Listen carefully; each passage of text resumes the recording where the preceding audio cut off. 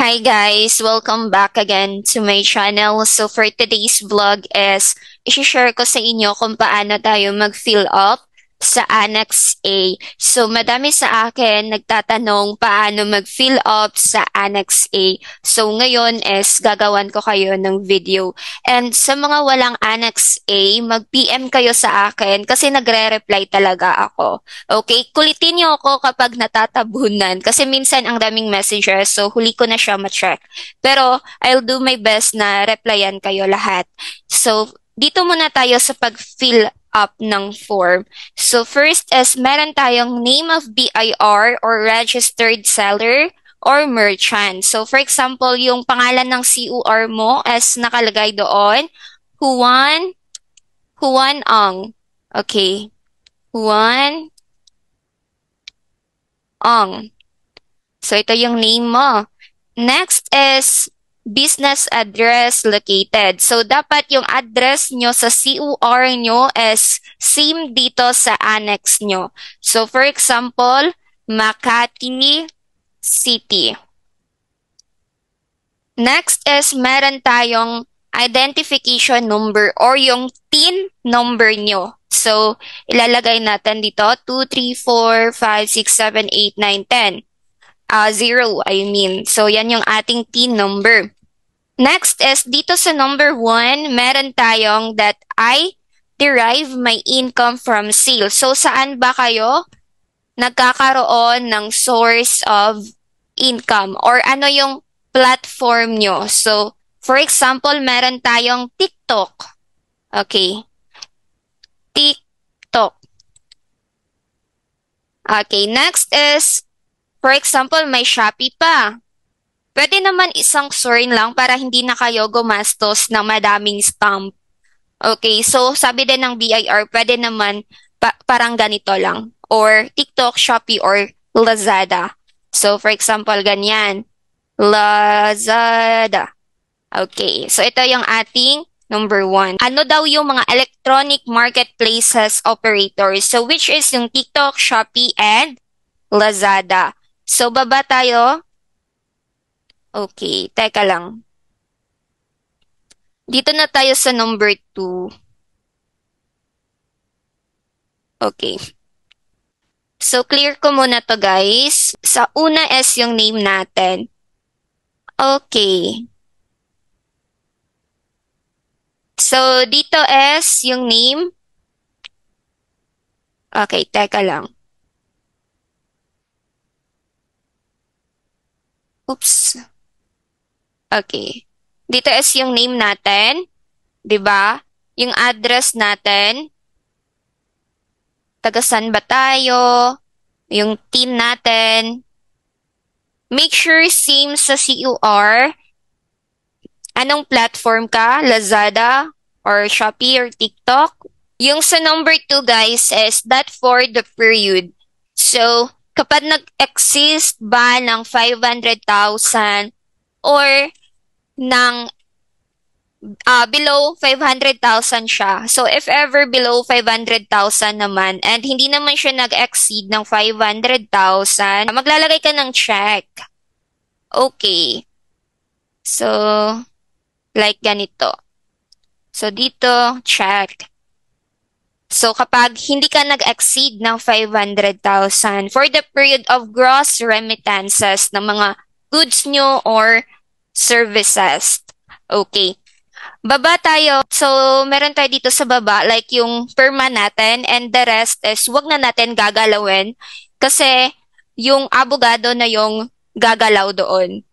Okay. Teka lang. So, dito tayo. Clear lang natin para hindi siya masakit sa mata. Kasi nagpapaibaba yung ating text.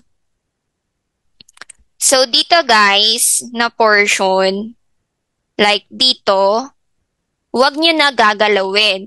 Yung gagalawin nyo lang is yung signature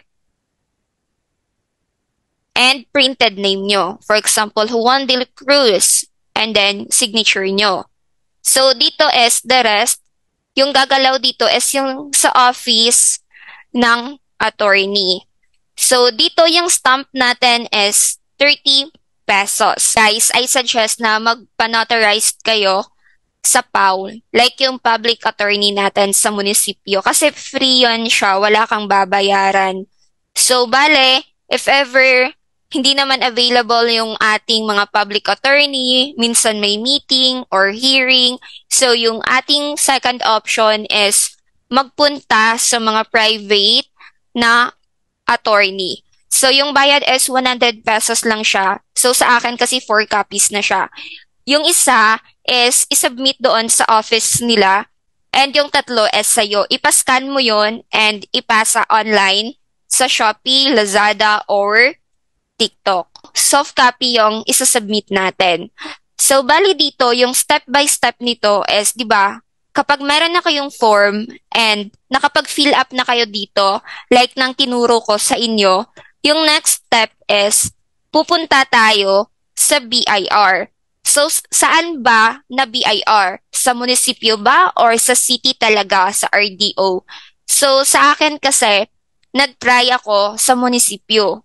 So, story time lang. So, sabi nila wala daw stamp. Stamp yung kailangan ko.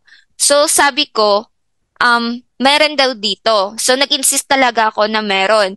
So, tinuro nila sa akin yung BIR na office dito sa munisipyo namin. And nakakuha ko ng stamp. So, bale, tatlong stamp meron ako. So, 30 pesos lang yon. So, after nun is magpunta kayo agad sa PAW. Like, magpa-notarize kayo doon. And after nyo notarized and okay na lahat, may stamp na, may copy ka na ng notarized mo, isubmit mo na online. So, pwede po tayo magpa-stamp sa munisipyo. Kasi kapag pumunta ka minsan sa BIR and then sa COR mo, may nakalagay doon na hindi online yung business mo. Like, meron kang physical store. Minsan, madidelay ka. Like, sasabihin nila na i-change yung COR mo. So, kailangan ng update. So, hindi ka agad makakapasa ng requirements sa TikTok, sa Shopee, and Lazada. So, madidelay yung submission mo, which is malapit na yung submission natin. So, kailangan talaga natin gumawa ng paraan. If ever kukuha kayo ng stamp, I suggest sa munisipyo na lang kasi nagbibigay sila agad. So, yun lang guys. So, tandaan nyo lang is yung copy ng sworn nyo, yung sa PAW, and yung sa stamp natin. And ipascan nyo and submit. So, yun lang kadali. Easy lang siya. And meron sa akin ng PM before na pumunta talaga siya sa BIR. So, sabi ko, pwede naman sa munisipyo kasi sa BIR, madami pang process like update. So, matatagalan siya. So, I suggest na sa munisipyo na lang. Pero meron namang mga RDO na nagbibigay agad. So, yun lang guys. Kung meron kayong mga tanong for the next vlog, mag-PM kayo sa akin. Helpful tong sworn kasi required na talaga to. Ito yung basihan ni TikTok, ni Shopee, ni Lazada, kung ilan yung ating gross income. So, yun lang guys. Kung may mga follow-up questions kayo, mag-message kayo sa Facebook ko. So, gagawan ko ng paraan para i-cater ko kayo lahat. So, bali pala meron tayong subscribe button nga sa Facebook. I-click niyo yun kasi meron akong private group doon. Lahat ng mga information about BIR. So, magiging updated kayo and doon tayo mag-get in touch. So, yun lang guys. So, thank you so much pala sa mga nag-subscribe. Sana umabot tayo ng 10K. So, mag-subscribe na kayo guys para updated kayo sa next natin na video about sa BIR, sa insurance, and of course, sa bank or business. So, share ko lang din pala, nag-o-offer din ako ng campaign sa different business or brand. Tumutulong kami sa promotion ng brand or shop para makilala sila.